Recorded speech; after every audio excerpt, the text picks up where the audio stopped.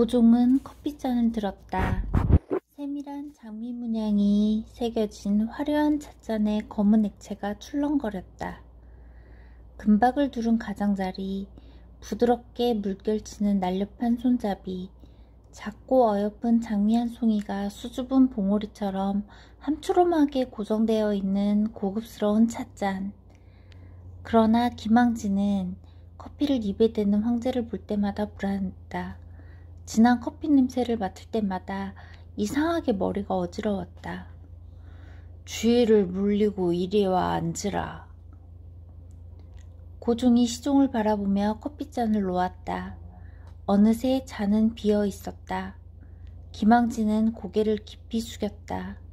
오늘은 무슨 말씀을 하실지 조심스레 문 밖을 살피며 그동안 비밀리에 진행됐던 일들을 떠올렸다. 어느 것 하나 뜻대로 성사된 것은 없었다. 1904년 폭풍처럼 들이닥친 러일 전쟁의 회오리는 대한제국의 꿈을 산산이 부숴 놓았다. 러시아는 일본의 역공을 이기지 못하고 전쟁에서 패했고 일본은 곧 대한제국에 대한 야욕을 드러냈다. 을사늑약의 강제 체결. 고종은 1906년 영국의 더글라스 기자에게 을사늑약의 부당함을 천명하는 국서를 비밀리에 전달했다. 열강의 공동보호를 요청한 고종의 공식 문서였다. 그러나 그것을 반기는 이는 아무도 없었다. 제1차, 제2차 만국평화회의가 열리는 동안 고종은 다시 한번 비밀리에 일을 꾸몄다. 각국의 특사를 파견하고 대한제국의 입장을 호소하는 한편 헤이그에 밀사를 보냈다. 그러나 평화회의 의장이었던 알렉산드로 넬리포드는 밀사들의 회의 참석을 단호하게 거절했고 얼마 뒤 그중 한 명이었던 이준이 호텔방에서 시체로 발견됐다. 단단히 쥐고 있던 고종의 끈 하나가 툭 하고 끊어졌다. 결국 그것이 황제의 두 발목을 잡았다. 7월 19일 새벽 1시 고종은 일본의 협박을 이겨내지 못하고 그들의 바램대로 황태자에게 대리청정의 조칙을 내렸다. 내가 믿는 것은 너뿐이니. 고종의 음성은 나지막했다. 김항진의 그 음성이 깔려있는 물기를 느꼈다. 고독한 분이시다. 김항진은 머리를 조아리며 눈을 감았다. 더없이 높은 자리에서 더없이 외로우신 분, 옹주마마를 황적에 올리기 위해 기꺼이 자신을 낮추셨던 분, 그 깊고 그윽한 마음을 어찌 받아들여야 하는지 그는 황송한 마음을 가눌 수 없었다. 이제 그 아이를 데려오너라. 김항진은 황제의 말뜻을 얼른 알아차리지 못했다. 폐하, 누구를 말씀하시는지. 지난번 이야기한 아이를 데려오너라. 고종의 목소리가 더욱 낮고 은밀해졌다. 네, 알겠습니다. 김항진은 주변을 살폈다.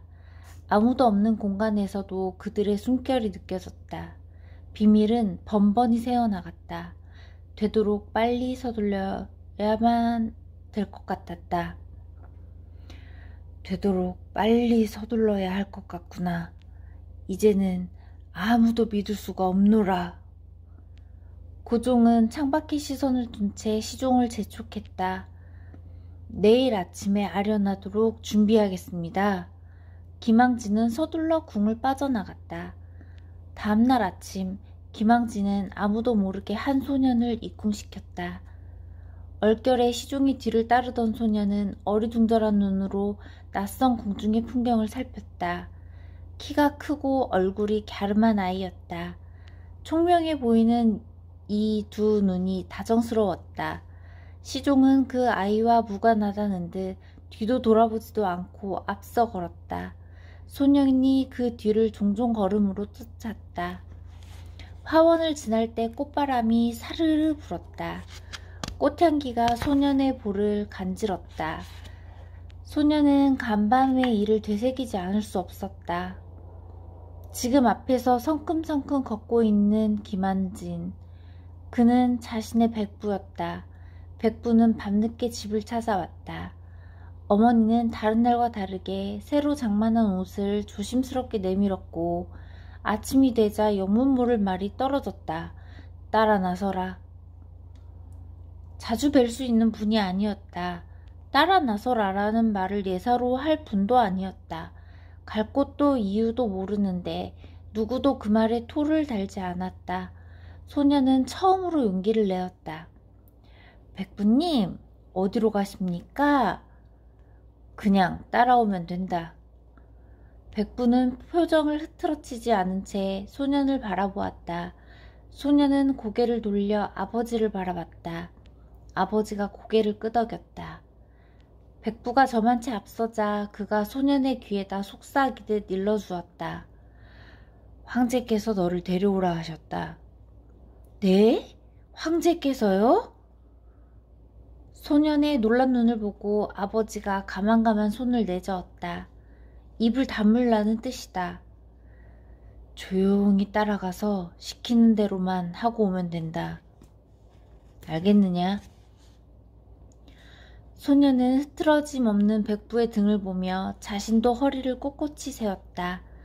하지만 주위의 시선을 빼앗기다 보니 걸음이 조금씩 느려졌다. 그때 무엇인가가 자신을 잡아당기는 때 소녀는 걸음을 멈추었다. 화원의 꽃들과 정각과 용마루를 다시 한번 살펴보았다. 아름답기 그지없는 풍경이었다. 그러나 소년을 사로잡은 건 그런 것들이 아니었다. 어디선가 은은한 향내가 풍겨왔다. 진한 향기를 품은 꽃잎 한 장이 스치고 지나간 듯한 잔향만을 남긴 채 어디론가 날아가 버린 꽃잎. 그걸 찾아 소녀는 두리번거렸다. 그때 소녀는 자신을 물끄러미 응시하는 시선과 마주쳤다. 햇살 때문이었을까? 눈이 부셨다. 동틀 무렵 들창으로 비쳐들던 햇살처럼 포근하고 무성한 잎사귀 사이로 내리꽂히던 한여름 햇살처럼 강렬한 눈빛. 시선과 시선이 짧은 순간 뒤엉켰다. 소년이 백부를 따라 기나긴 화랑을 걷는 내내 그 시선은 함께했을 것이다. 수많은 궁녀들이 그 소녀의 주변을 보호하듯 뒤따르고 있었다. 초록색 당이 옷차림이 예사롭지 않았다. 소녀는 얼른 고개를 숙였다. 감히 바라볼 수 있는 상대가 아니라는 걸 어린 나이에 얘도 짐작했다. 소녀의 입가에 보일 듯 말 듯한 미소가 떠올랐다. 순간 소년의 호흡이 가빠졌다. 이상스레 가슴이 뛰었다. 그는 자신도 모르게 고개를 더욱 깊이 숙였다. 그때 앞서가던 백부가 걸음을 멈추고 돌아봤다. 아, 마마, 소신의 조카이옵니다. 김항진이 예를 갖출 동안 소녀는 꼼짝도 않고 서 있었다. 등에서 식은땀이 흘렸다.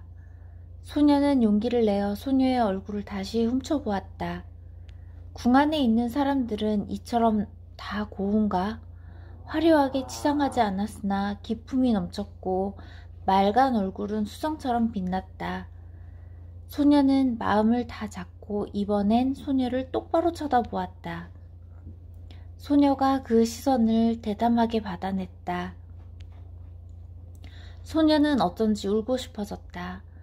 난생 처음 찾아온 이 감정을 아직 무어라 불러야 할지 몰랐다. 어떻게 다루어야 할지도 몰랐다. 두 다리가 부들부들 떨렸다.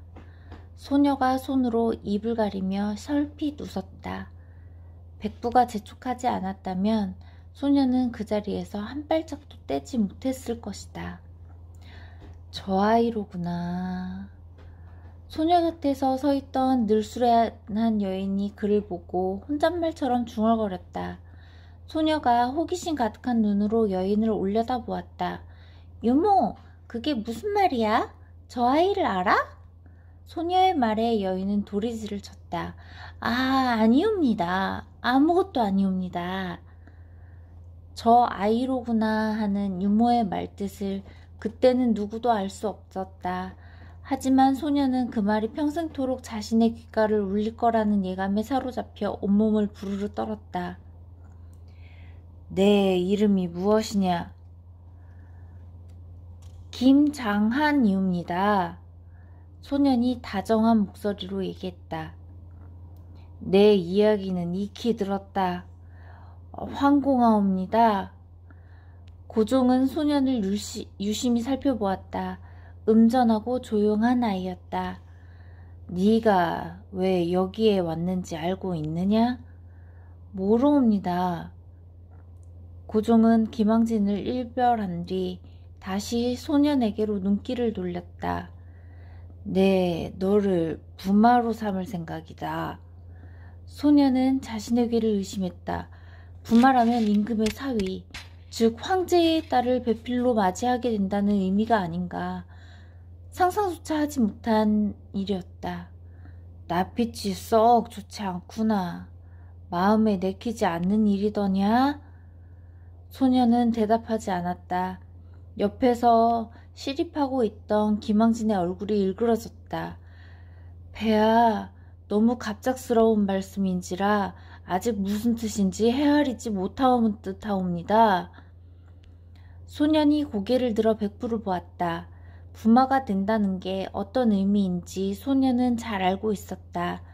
얼마나 황송한 일인지도 역시나 잘 알았다. 그런데도 소년은 너무 갑작스러워서 입을 열 수가 없었다. 초조해하는 김항진과 달리 고종은 한결 느긋한 표정이었다. 헤아리지 못하는 게 아니라 너무도 잘 헤아리고 있는 듯하구나. 선뜻 대답하지 못하는 건 그 때문이지.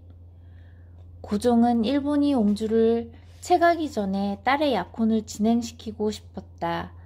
가장 믿을만한 시종의 조카와 연을 맺어준다면 옹주의 일본행을 막을 수 있을 듯 했다.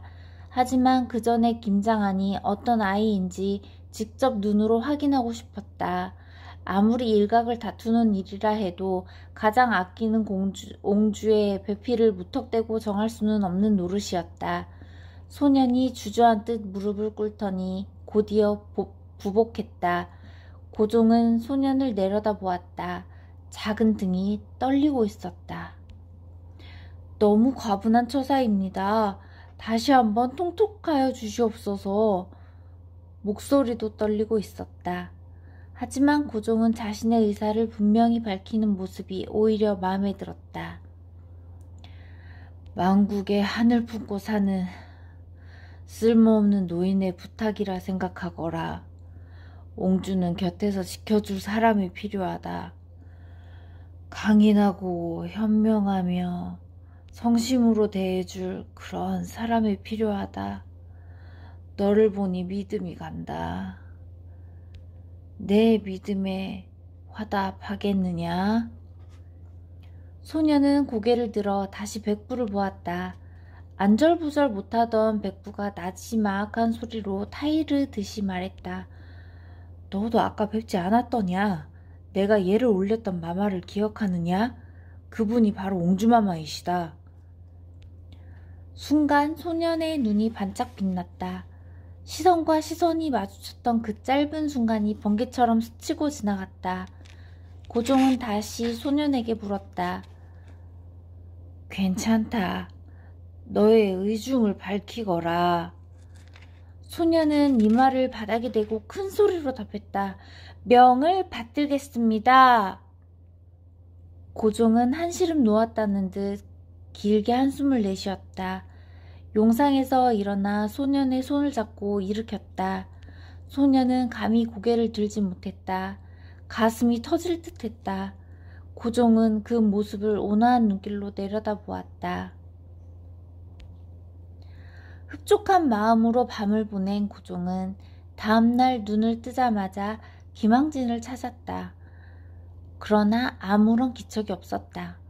아침 커피를 준비해 올리던 상궁만이 모습을 보일 뿐이었다. 고종은 의아한 눈빛으로 상궁에게 물었다. 시종이 왜 보이지 않느냐? 단 하루도 자리를 비운 적이 없는 사람이었다. 모르는 일이옵니다. 제가 어찌... 상궁이 말꼬리를 흐리며 도망치듯 나갔다.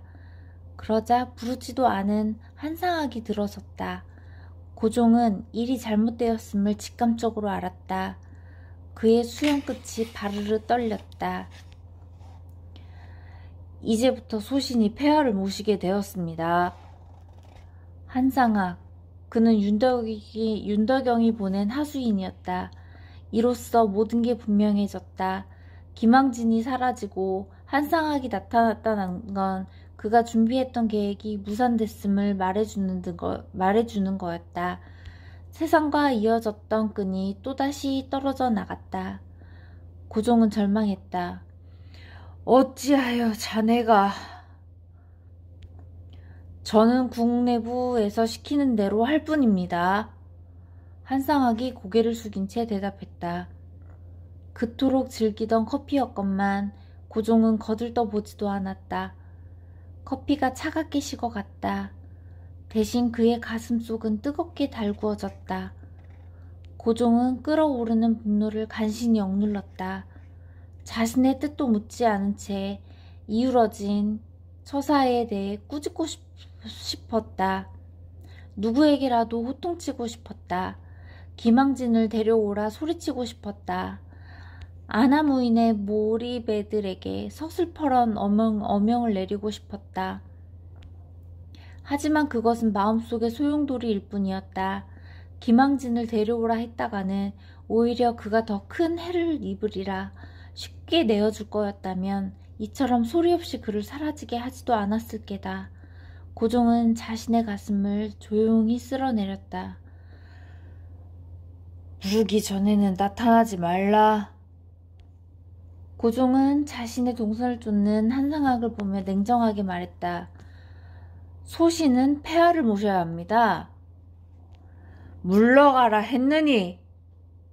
고종이 호통을 쳤다. 그러나 한상학은 전혀 기죽지 않았다. 외려 떨떠름한 표정으로 물러나 방 주변을 감시했다. 고종은 진저리를 치며 탄식했다. 저자는 대체 누구의 백성인가? 내 어찌하여 이런 처지가 되었는가? 고종은 가슴을 쳤다. 그는 식어버린 커피를 쳐다봤다. 유난히 커피를 만류하던 김항진이 떠올랐다. 그가 있을 때 그의 말을 들어줄 것을. 김항진의 얼굴이 눈앞에 아른거렸다. 그것은 분명 둘만 아는 비밀이었다. 비밀을 캐는 자들이 그렇게 깊고도 날카롭게 조용하고도 민첩하게 사람을 심어 놓을 줄이야. 고종은 우리 안에 갇힌 동물처럼 답답했다. 사면이 꽉 막힌 고독한 감옥, 창살만 없었을 뿐이다. 이제 내 곁에는 아무도 없구나. 적들만이 가득하구나. 충신들은 모두 자취를 감췄구나. 고종은 소구름을 토하며 가슴을 쳤다. 충신을 지켜내지 못한 군주라는 자괴감이 그를 괴롭혔다. 그는 옹주를 떠올렸다. 옹주의 곁에도 항상 일본인이 진을 치고 있었다. 유모도 언제 떼어내버릴지 모른다. 보모인 교구치다 사닫고 가정교사인 게이구지는 자꾸만 일본 것들을 가르쳤다. 총명한 옹주가 히라가나의 50음을 빨리 익혔다고 무엇이든 가르치려 들었다. 고종은 불안했다. 조선의 마지막 핏줄이 일본색에 점점 물들어가는 건 아닌지.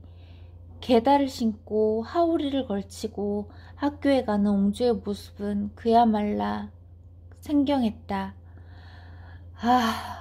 이를 어찌할꼬. 고종의 마음은 바람 앞에 등불이었다. 분명 악몽이었다. 형체도 알 수 없는 섬뜩한 존재가 목덜미를 세게 후려치고 갔다. 옹주는 눈을 번쩍 떴다. 몸이 땀으로 젖어 있었다. 가슴이 불안하게 두근거렸다. 옹주는 유모를 찾았다. 곁을 지키고 앉아있던 유모가 근심 어린 눈빛으로 옹주의 얼굴을 들여다보았다. 유모의 눈에 눈물이 그렁그렁하게 고여 있었다. 옹주는 더럭 겁이 났다. 손을 들어 유모의 눈가를 훔쳤다. 그녀의 손끝에 미지근한 눈물이 묻어났다. 유모, 왜 울어? 무슨 일이야? 아니옵니다. 유모는 고개를 돌렸다. 그녀는 소매뿌리로 눈물을 닦고 나서 옹주의 얼굴을 지그시 바라보았다. 어찌 이리 땀을 흘리시옵니까? 유모는 깨끗한 수건을 찾아 옹주의 이마에 고여있는 땀을 닦아냈다. 그 손끝이 바들바들 떨리고 있었다. 무서운 꿈이라도 꾸셨습니까? 유모의 울기 묻은 음성이 무겁게 갈라졌다. 응, 너무 무서워서 잠이 깼어.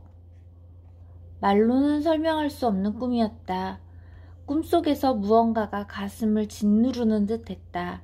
숨을 쉬기도 어려웠다. 이러다 영영 숨을 못 쉬는 게 아닌가 싶어 두려웠다. 버릇처럼 아바마마를 찾았다. 아바마마, 아바마마. 그러나 대답은 없었다. 옹주는 어둡고 축축한 곳을 헤매다가 갈 곳을 몰라 그 자리에 주저앉았다. 울음을 터뜨렸지만 눈물은 나오지 않았다.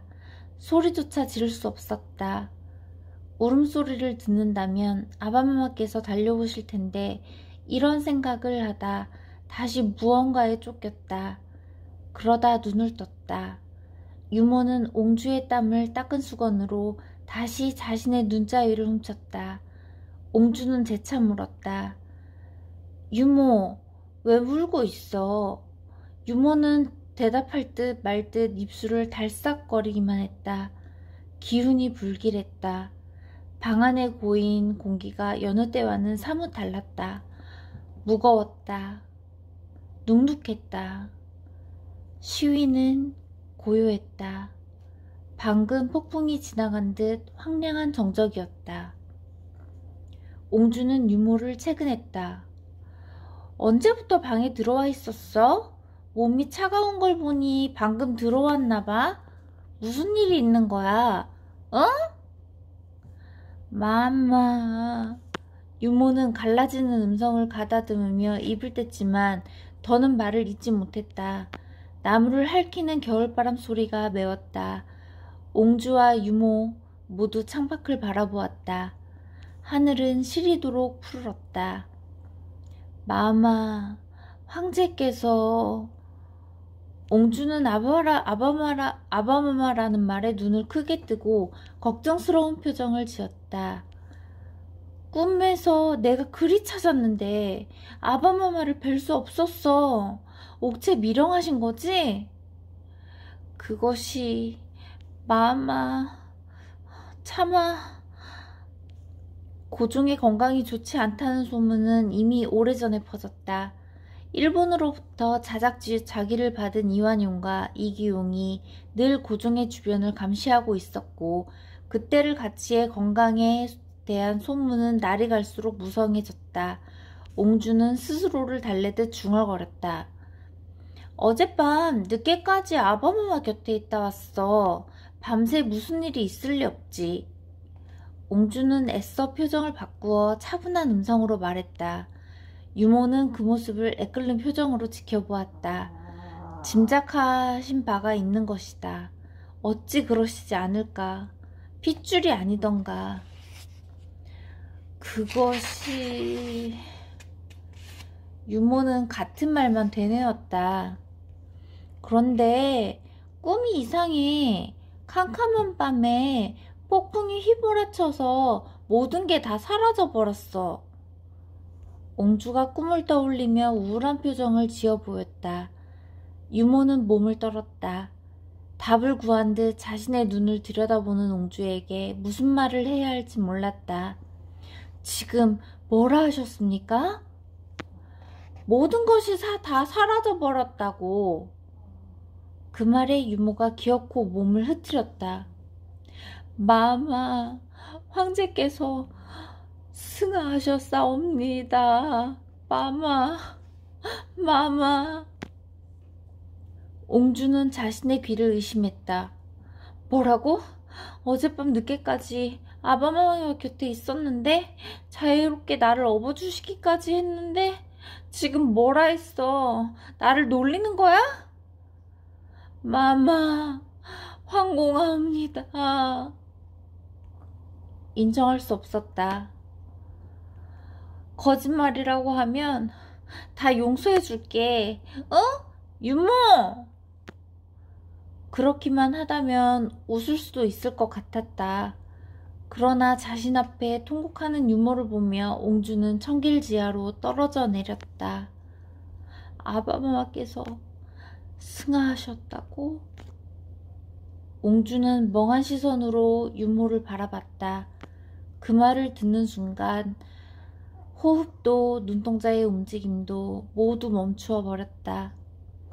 얼굴이 새하얗게 질렸다. 무슨 말이야? 유모, 그것이 정녕 무슨 말이야? 옹주의 목소리가 바람 앞의 촛불처럼 심하게 흔들렸다. 마마, 이 일을 어찌하옵니까? 유모가 옹주의 창백한 얼굴을 바라보며 통곡하기 시작했다. 그럴 리 없어. 내가 직접 보아야겠어. 그러나 옹주는 몸을 일으키다가 서너 걸음도 옮기지 못한 채 그 자리에 주저앉았다. 고종은 전날 저녁에 감주를 들었다 했다. 일본인들이 나인을 매수하여 독을 탔다는 말이 궁안에 떠돌았다. 옹주는 넋을 잃은 듯이 앉아 있었다. 유모는 옹주를 감싸 안았다. 탈진한 듯 주저앉아 있는 그녀를 일으켜 세우며 울음을 삼켰다. 그러나 옹주는 아무것도 느끼지 못했다. 그럴 수는 없다. 지난밤 내 눈으로 똑똑히 보이지 않았던가. 아바마마는 그 판으로 돌아가실 분이 아니다. 옹주는 입을 앙 다물었다. 이건 독살이야. 칼날처럼 섬뜩한 말이었다. 낮고 조용한 목소리에 확신이 서려 있었다. 마마, 그런 말씀을 하시면 아니되옵니다. 심증으로는 확실하다 하나 소리내어 발설할 수는 없었다. 입을 다물어야 했다. 마음을 드러내서는 안 되는 일이었다. 유모는 내가 어젯밤 늦게까지 아바마마랑 함께 있었던 걸 모르는가? 아옵니다. 아옵니다. 그런데 왜 이런 일이... 옹주는 눈물을 훔쳐내며 혼잣말처럼 중얼거렸다. 갑자기 자리에서 벌떡 일어났다가 발밑에서 누가 잡아당기기라도 한 것처럼 마루로 쓰러졌다. 유모가 황급히 그녀를 일으켰다. 유령 같은 얼굴을 마주하는 마음이 찢어질 듯 아팠다. 마마, 마마, 정신 차리소서 마마. 옹주는 쉬이 깨어나지 못했다. 열이 오른 옹주의 몸은 불덩이처럼 뜨거웠다. 가느다랗게 숨을 쉬고는 있으나 금방이라도 툭 끊어질 것처럼 미약하게 짝이 없었다. 마마, 견뎌야 합니다. 살아야 합니다. 그것이 바로 붕어하신 선왕의 뜻일 것이옵니다. 유모의 음성이 그녀의 귓가에서 웅웅거렸다. 먼 곳에서 들려오는 것처럼 아련했다. 견뎌야 한다. 살아야 한다. 맞는 말이다. 그러나 그것도 다 아바마마가 살아계실 동안에나 같이 있는 게 아니었던가. 아바마마를 위해 살고 잃어버린 나라를 위해 살고 그런데 이제 그게 다 무슨 소용이란 말인가. 옹주는 정신이 까무락 잦아드는 걸 느꼈다. 이대로 눈을 감으면 영영 다시는 깨어나지 못하리라. 유모는 품에 안은 옹주를 한껏 흔들었다. 다시 옹주가 눈을 떴다. 그러나 그 눈빛은 아무것도 담고 있지 않았다. 옹주는 소리 없이 울었다. 눈물만 흘렸다. 불을 타고 쉴 새 없이 흐르는 눈물이 유모의 옷자락을 적셨다. 아직은 아무 말도 하지 마시옵소서. 유모는 주문처럼 그 말을 읊조리며 옹주의 작은 등을 계속 쓰다듬었다. 고종의 승하 원인에 대한 의문은 풀리지 않았다. 급보를 듣고 순종이 달려갔을 때 이미 전에 안상호와 총독부 의원 모리아스 박사가 고개를 젓고 있었다고 했다. 의친왕, 이지용, 민영이 등의 근친과 자작들이 별실에 대기하고 있었다. 고종의 유해가 흑자색으로 변했다는 이야기가 궁궐 안을 바람처럼 떠돌아 다녔다. 그러나 일본인 어인은 고종의 공식적 사인을 내일열이라 발표했다. 수락관의 궁녀 둘이 흔적도 없이 사라졌다는 소문이 흘러나왔지만 진실은 아무도 알 수 없었다. 범인으로 장시국장 한창수와 새로운 시종관 한상학, 윤덕영이 거론됐다. 하지만 그뿐이었다. 힘없는 나라의 백성들은 그저 바람처럼 떠도는 소문에 말을 보탤 뿐이었다. 낭중지침이라 했는데... 밤새 눈물을 쏟고 나서 옹주는 그렇게 중얼거렸다. 궁안이 뒤숭숭한 가운데 1월 27일 대운이 이태왕 홍거에 대하여 특히 국장을 행한다. 는 칙령에 따라 고종의 국장을 관장하는 장의궤 사무소가 동경궁성 안에 내각에 설치됐다. 조선에 의해서인 상례보편의 제반 절차를 따르다가 갑자기 1월 27일에 일본식 제례를 따르게 한 것은 누구도 이해할 수 없는 처사였다. 저승으로 가시는 길조차 일본식을 따라야 하는구나. 사람들은 장례의식조차 일본식으로 치러야 하는 고종의 죽음을 한탄했다. 고종의 승하 소식이 전해지자 백성들의 조문과 통곡이 대한문 밖에서 이어졌다. 온 나라가 눈물바다가 된 가운데 24일 영친왕이 귀국했고 25일 밤엔 제궁, 즉 왕, 왕비, 세자, 세자빈의 관을 일컫는 말입니다. 제궁이 함령전으로 들어왔다. 이왕직, 고등관 및 황실 친족들은 전통 상복 혹은 양장 예복으로 갈아입고 성제복을 치렀다. 그렇게 일이 진행되는 동안에도 어린 옹주는 인형처럼 아무 말이 없었다. 2월 9일 순 일본식 제1호 국장을 행한다는 본고제가 진행됐다. 내노라 하는 인사들이 본고제에 참석했다. 죄관장은 이토 히로쿠니였다. 귀족 대표 윤태경 후작, 민영이 자작, 야마카다 이사부로 정무총감 등도 참석했다. 일본식 제의를 차려입은 사람들이 경운궁 안에 득식을 걸었다. 이제 우리 마마 가여워서 어찌할꼬. 유모가 훌쩍거렸다. 옹주는 아무 말도 하지 않았다. 낭중지침이라 하였어.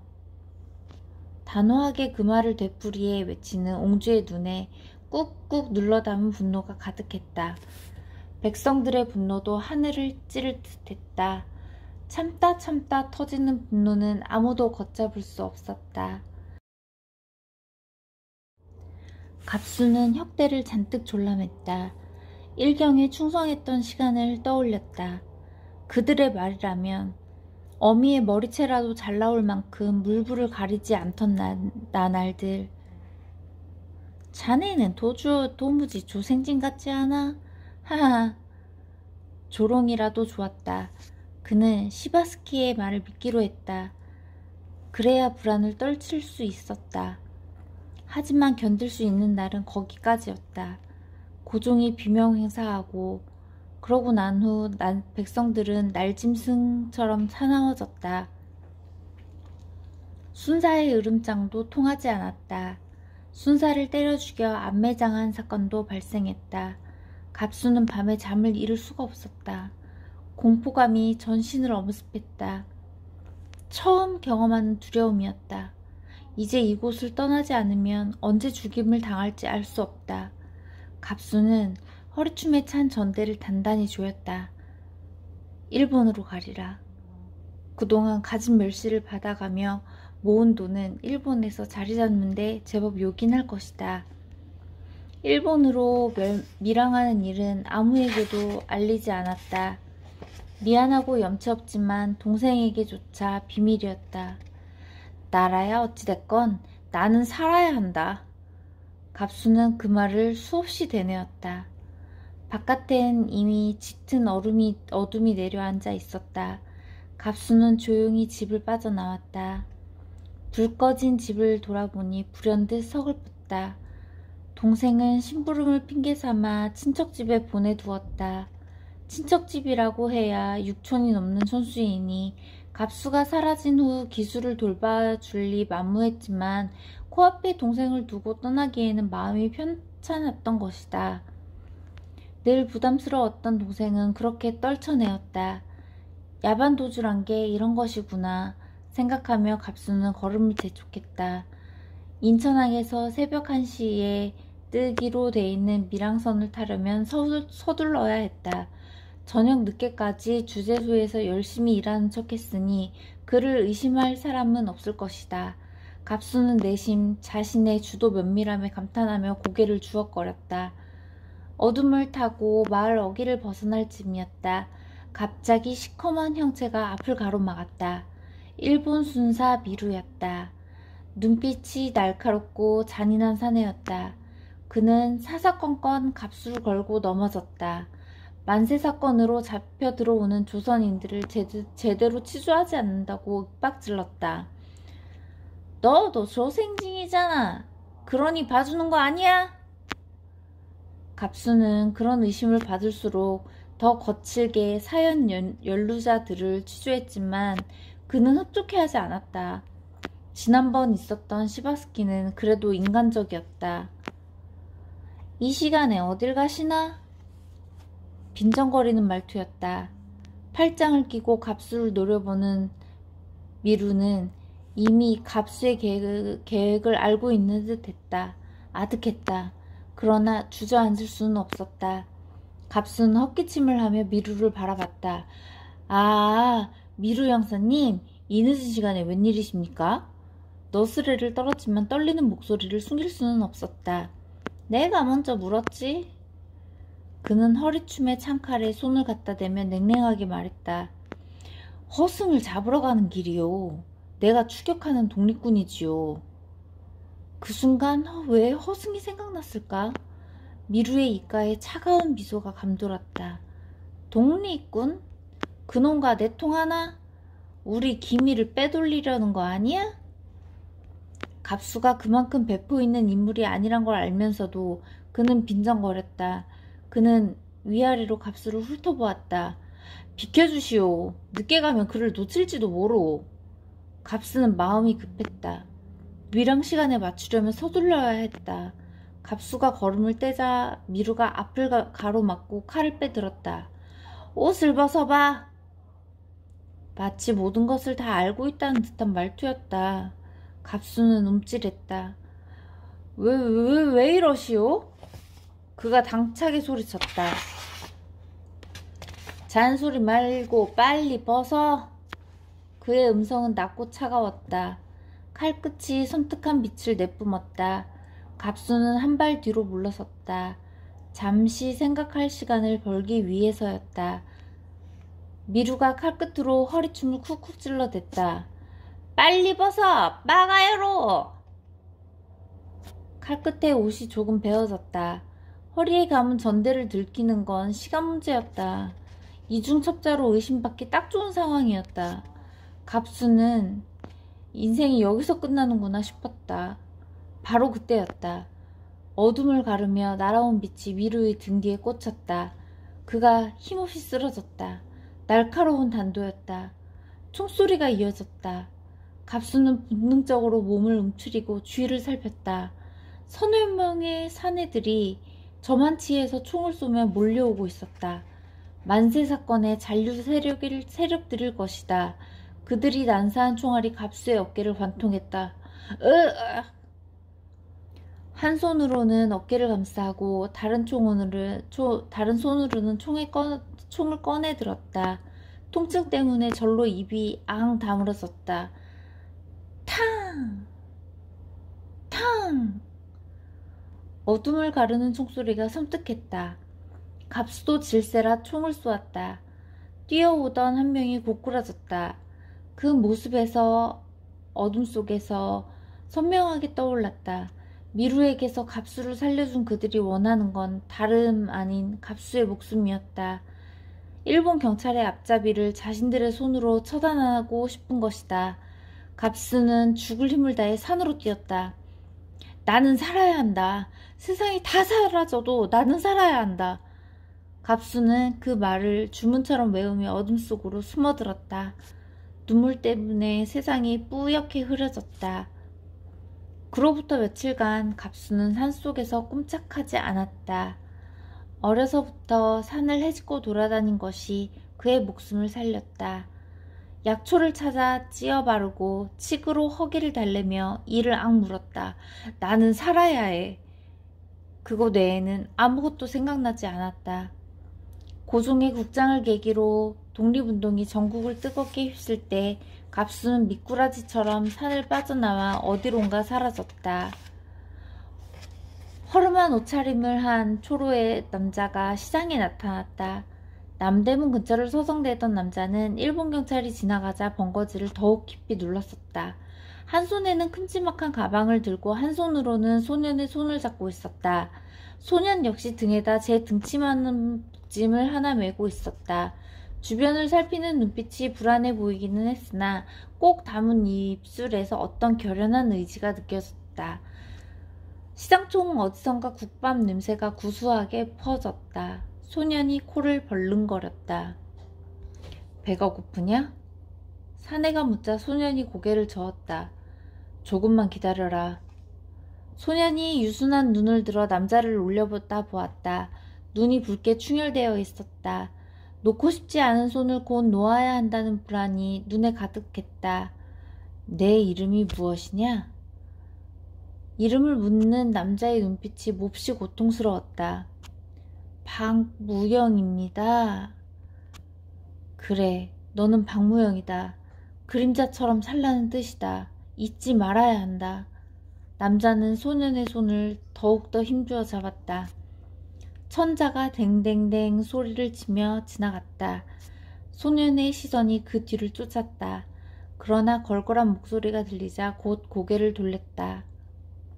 늦었습니다. 이 아이가 그 아이요? 그가 소년의 머리를 쓰다듬으면서 얼굴을 자세히 들여봤다. 그렇소. 잘 부탁하오. 중년 남자가 딱딱하게 굳은 목소리로 대답했다. 가만. 이럴 게 아니라 어디 국밥집에 가서 욕이나 하고 헤어집시다. 걸걸한 목소리의 남자는 덩치도 크고 배포도 커 보였다.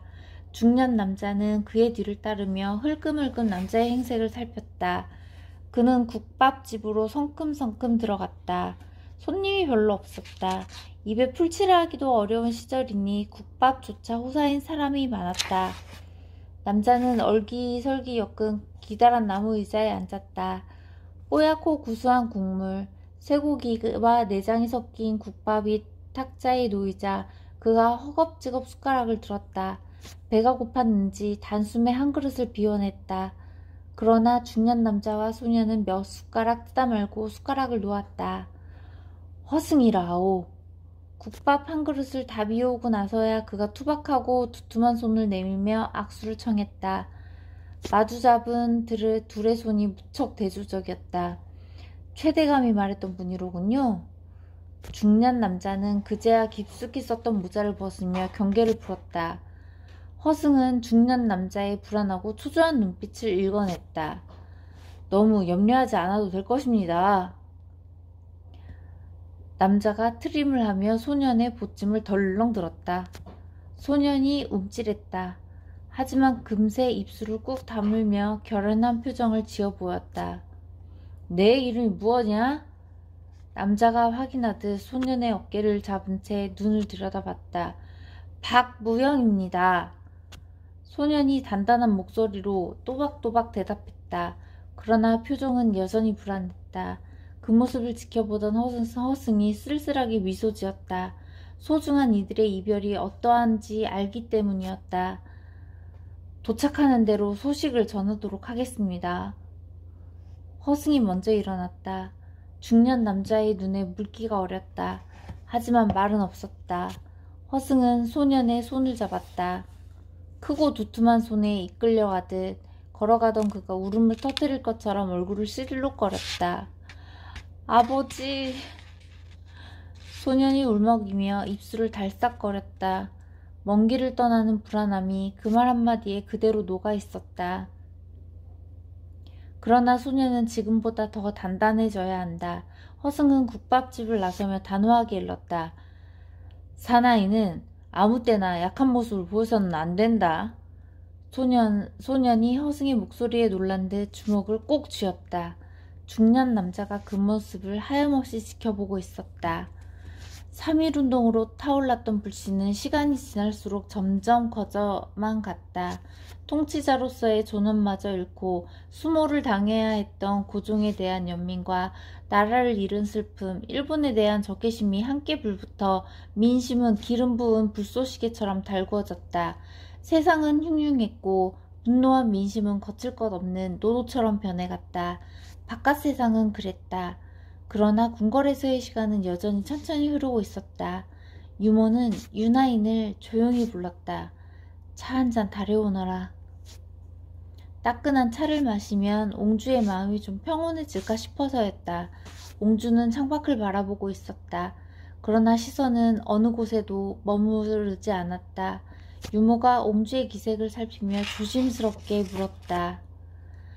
바람이 차옵니다. 문을 닫을까요?